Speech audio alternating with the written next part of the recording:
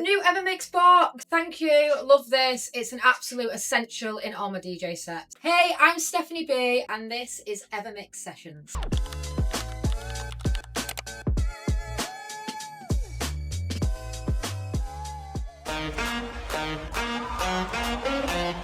I know I should sleep, but the voices in my head go.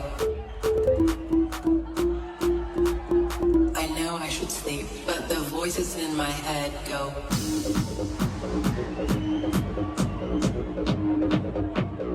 So how I first got into music was actually being a drummer. So I was a drummer first before anything else. I started that when I was very young, when I just got into high school. So you're talking like 10, 11 years old.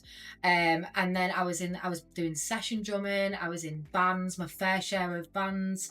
And then I wanted to produce my own music. So that came second. And it was actually DJing that came when I was already producing dance music. And I was already a drummer, so I just combined them all. But DJing was something I always wanted to get my hands on. And yeah, I'm so glad that I got into it, and I absolutely love it. What's the one piece of content that took your DJ career to the next level? During lockdown period, I basically got to a point where I've been in music for a very long time. I'm 28 now, and I was first signed and in and out of different managements from the age of 14. So I have been through lots of different ups and downs with my music, and it got to a point, you know, I'd left uni and I was kind of like, right, we're in lockdown, I'm never, you know, gonna get a bit more time to give this one last stab. And I just started posting things online and mainly using my sample pad. It was a Martin Garrix Animals track, and I'd put the riff of the chorus drop onto my pad, and I put that on social media of me just like kicking the kick drum, then playing the drum pad with the samples of Martin Garrix's track, and it just went mental on mine, like it absolutely blew. And I was like, oh my God, let's try and push this a bit further. So I started like incorporating the pad in my DJing, doing live mashups, live remixes. And yeah, it just gave me such a good trajectory of what I'm doing now. So it was brilliant. How intentional is your content strategy? Okay, so when I first started posting on social media, initially I didn't have any strategy at all. It was basically, I'm just going to put stuff out there, things that I'm working on, remixes I'm doing, mashups I'm making, and just see where it took me. It did get to a point where I was like, I understood my audience a little bit more, and my audience was more active on certain days than other days, and I worked that out by posting so consistently. So for about, I would say about 3 to 4 years, I've had quite a significant content strategy, especially like every Sunday I will put some kind of content out, and maybe that be a tutorial or give something back to the community that I've built for so long. So yeah, I do post what I want to post when I want to post it, but there's some key moments for me on socials where I stick to that routine. What sort of content resonates the most with your audience? Early doors, when I was first posting on social media, the content that did well was obviously me in my studio. My home studio is where it's been at, and that content always used to do well, and it still does. But now I think the shifts of social media and the change in the last 5 years, I think more raw quality content actually does better online nowadays, like the ones with the handheld phone. Like I recently, if you look on my social media, I posted such a raw quality video from a live show that I did at Ministry of Sound in London, and I was like, oh, I can't post that, the lighting's rubbish, it's like all pixelated, it's just not good. And I think it's been one of my top videos that have ever blown up since I started this journey. So just shows you just got to put stuff out there no matter the quality, and just see what resonates with your audience. But I'm surprised every day about what resonates online. What's been your biggest tech fail? I've actually got 2. So the first one is, I'm hoping a lot of DJs can relate to this because I think we've all done it.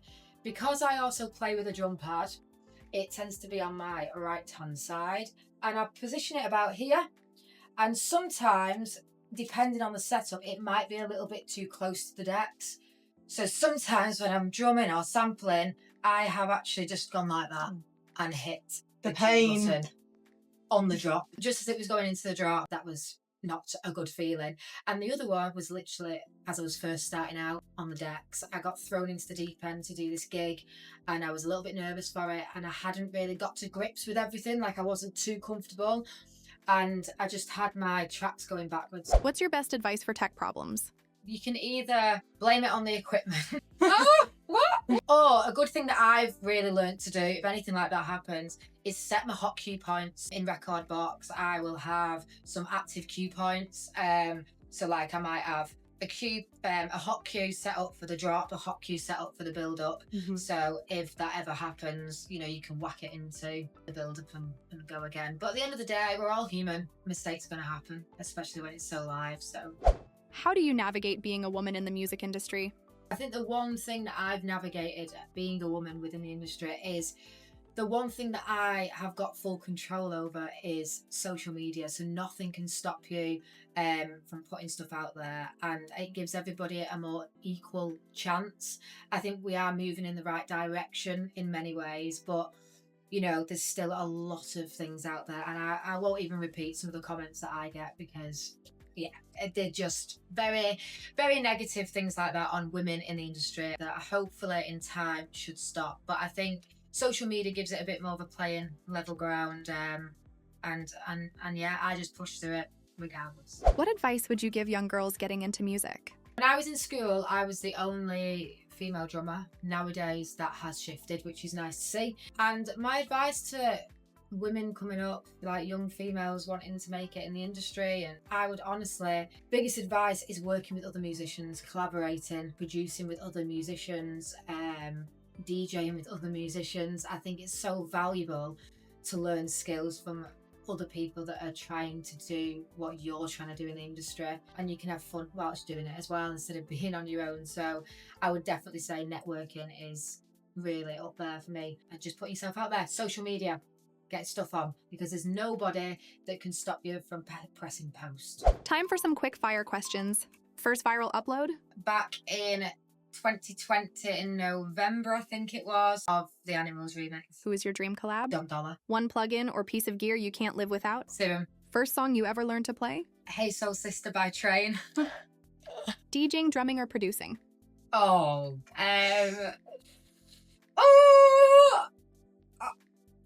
oh, come on, that's so hard. DJ, drumming, or producing? And do you know what? I'm going to go with my roots. Let's say drumming. Fave club to play? Tomorrowland.